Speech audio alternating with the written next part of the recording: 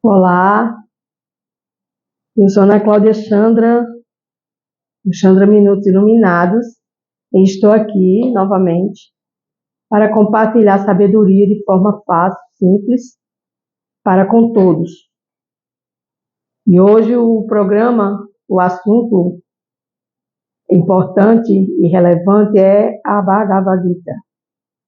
A Bhagavad Gita, como ele é, de Srila Prabhupada, sua divina graça de Srila Prabhupada, que trouxe a consciência de Krishna para resgatar os países ocidentais da ignomínia, do falso ego do cativeiro terreno.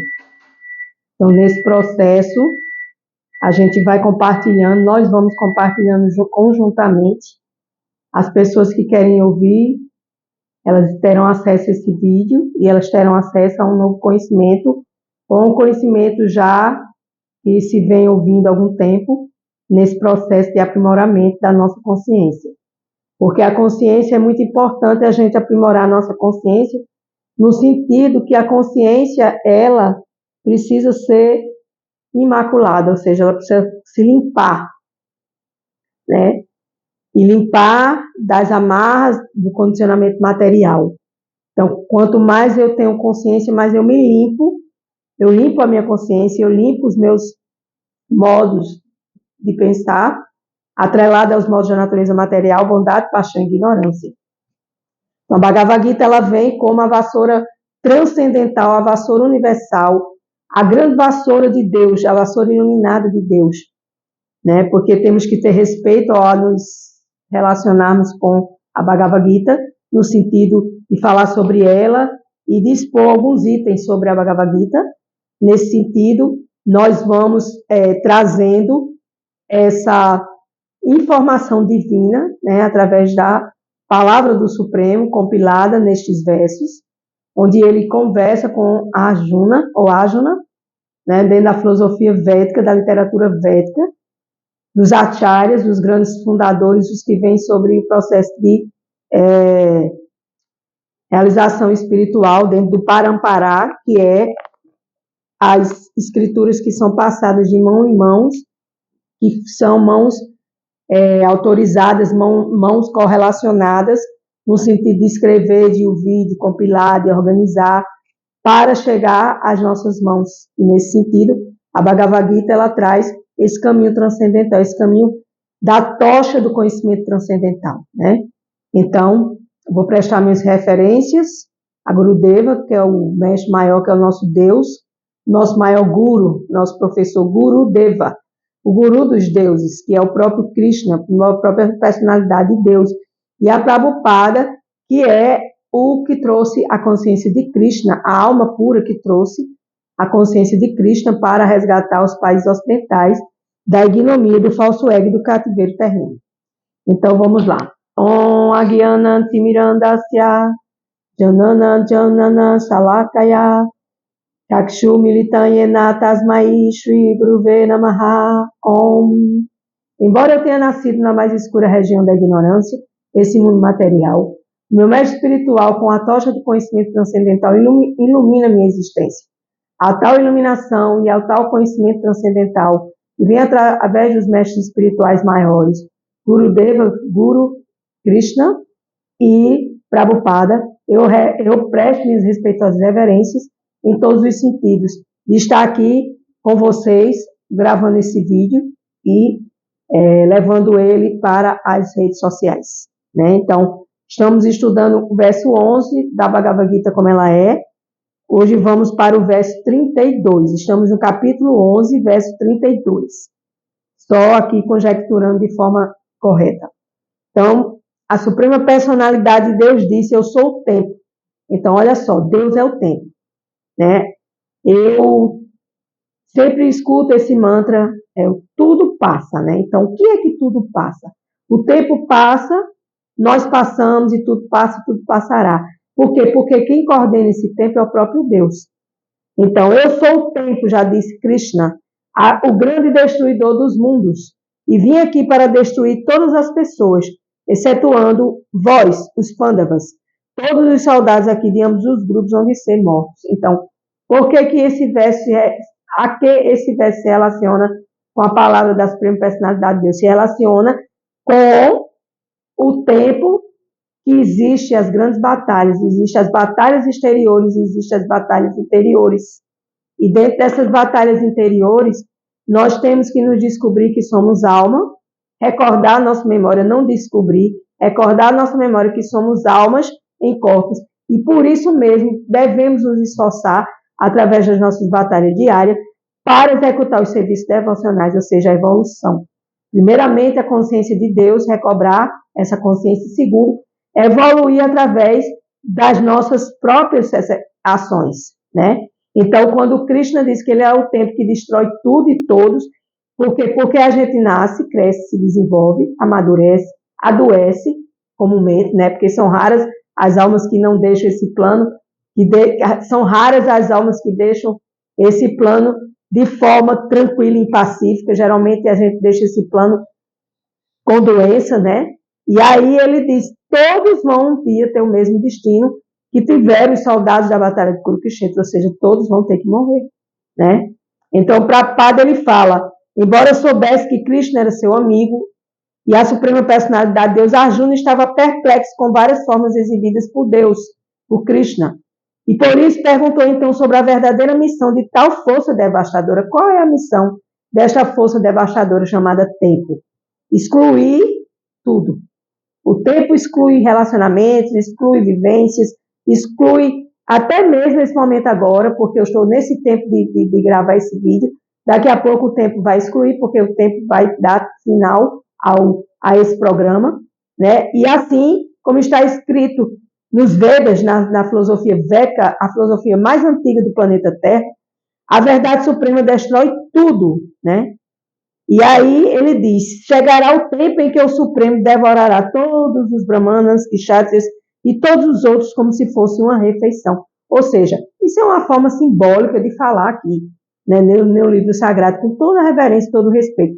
Mas o Supremo Deus devora tudo e a todos, por quê? Porque todos nascem, crescem, se desenvolvem e morrem. E vão renascer em outro plano, e depois de um tempo revolve todo esse sistema novamente, para que a gente possa habitar aqui o planeta Terra e viver de outras formas, né? Então, a Bhagavad Gita, ele diz que a verdade suprema é uma, é o tempo que devora tudo e devora todos, né?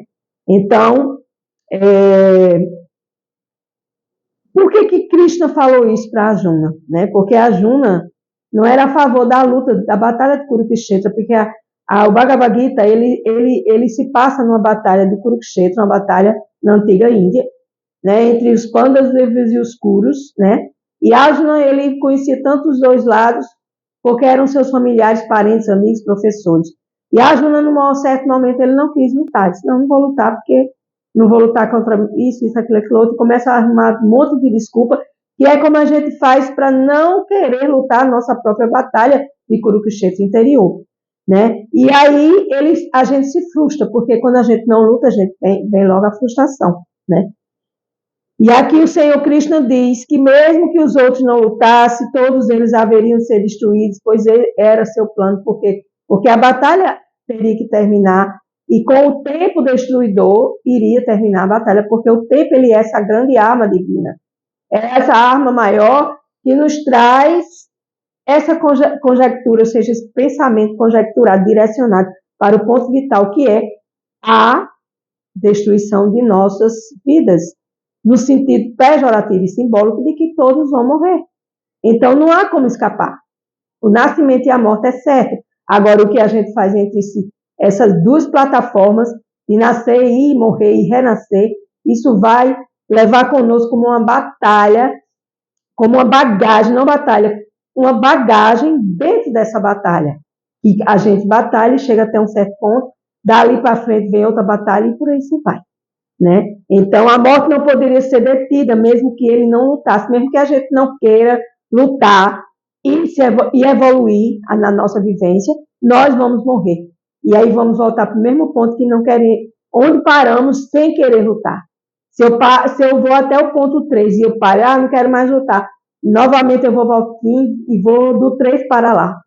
Então, não existe nada que a gente possa escapar aos olhos de Deus, porque Deus é o próprio tempo, como diz aqui a Bhagavad Gita. Eu sou o tempo, o grande destruidor dos mundos, e vim aqui para destruir todas as pessoas, todos os corpos onde as almas estão dentro. Aqui no planeta Terra existe a morte. E isso é uma realidade que nós temos que entender, né? O tempo é a destruição de todas as manifestações, acabarão sendo aniquiladas pelo desejo do Senhor Supremo. Então, Deus tem um desejo para cada alma em cada corpo. Então, essa é a lei da natureza. E a alma, ela vai ter o seu tempo e vai embora. Tem gente que vai mais cedo, tem outros que vão mais tarde, tem outros que vão na velhice. Só Deus sabe, né? Porque Ele é o próprio tempo. Verso 33. Portanto, levanta-te. Então, olha só o que o Supremo diz aqui. Portanto, levanta-te, prepara-te para lutar e conquistar a glória. Então, é isso que nós devemos falar para nós mesmos todos os dias. Levanta-te, prepara-te para lutar e conquistar tuas glórias, que é a própria evolução da alma neste corpo. Levanta a alma, luta neste corpo, que esta é uma oportunidade que Deus, Cristo Supremo, está me dando, está lhe dando para que você lide com esse processo de evolução. Porque o corpo, ele serve como um casulo para a alma atuar dentro dele. Então, nós temos que lutar, temos que se levantar todos os dias e acordar para essa divina realidade.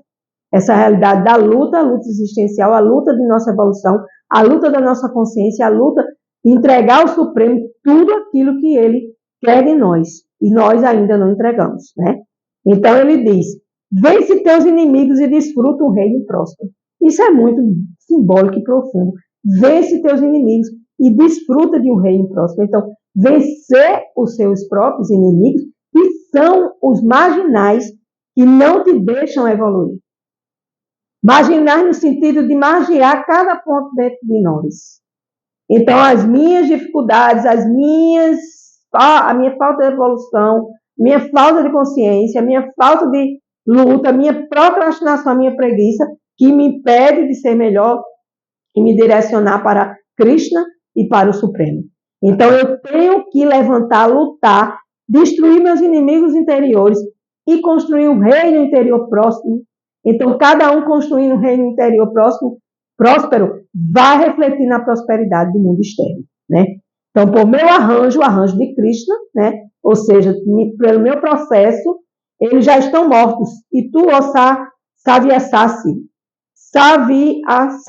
Sati, és apenas um instrumento na luta. Então, vós sois apenas um instrumento na luta. Todos nós temos as nossas lutas e devemos lutar como Krishna ordenou para Arjuna. Então, aqui nessa leitura desse verso, nós também devemos ver que isso está direcionado, estas orientações é para todas as almas em corpos terrenos, vivendo os três modos da natureza, material, bondade, paixão e ignorância, aqui no planeta Terra, globalmente falando, planeta Terra, planeta Gaia, esse planeta da bola azul, lindo e maravilhoso. Então, Prabhupada diz, né, torna-te um simples instrumento. Esta expressão é significativa. O mundo todo se move conforme o plano da Suprema Personalidade de Deus. Então, a gente pensa que a gente se move nesse plano porque a gente está fazendo um plano para a gente. Só que esse plano que a gente está fazendo para nós, individualmente, esse plano está sendo analisado pelo Supremo, porque Deus habita no nosso coração no Mahavishnu, a grande alma na pequena alma. Então, nesse processo, Deus sabe de tudo. E Deus vai dizer, não, esse plano aqui eu não quero para essa pessoa, essa alminha, agora não. Vai ser isso aqui, isso aqui. Então, as coisas começam a dar errado. E a gente se impacienta, a gente fica ansioso, a gente quer lutar contra aquilo que Deus não quer nas nossas vidas. Então, não é melhor aceitar de bom grado? Não é melhor a gente entender? Não é melhor a gente evoluir? Não é melhor a gente buscar esses caminhos aqui da Bhagavad Gita, que traz essa clareza, né, para nós? Então, pessoas tolas que não têm conhecimento suficiente pensam que a natureza funciona sem um plano. É o que eu acabei de dizer. Deus tem um plano para tudo. E essas guerras que estão aí? Deus controla até o caos, né? Por mais que a gente não entenda, eu escutei isso de um guru, de um professor, e ele disse que Deus controla até o caos. Então a gente não tem que se preocupar com o caos exterior, mas com o caos interior. Porque se cada um preocupasse com o seu caos interior, o exterior já estaria mais paradisíaco, com certeza, né? Então ele diz aqui, ó, E todas essas manifestações não passam de informações acidentais, ou seja, tudo vai acontecendo não por um acidente, mas por uma causa maior, por uma causa que o divino está controlando tudo isso e querendo que a gente se aprimore dentro desse processo. Há muitos supostos científicos que sugerem que talvez seja isso, ou quem sabe aquilo, mas talvez e pode ser, está fora de cogitação, porque não existe talvez e pode ser para Deus. Deus é e ponto. Deus é o criador de tudo e ponto. Não existe especulação mental sobre as coisas de Deus. Por isso que os cientistas rodam, estudam, gastam milhões, bilhões e trilhões de reais em pesquisas e não chegam a nenhuma convicção 100%. Estou falando 100%.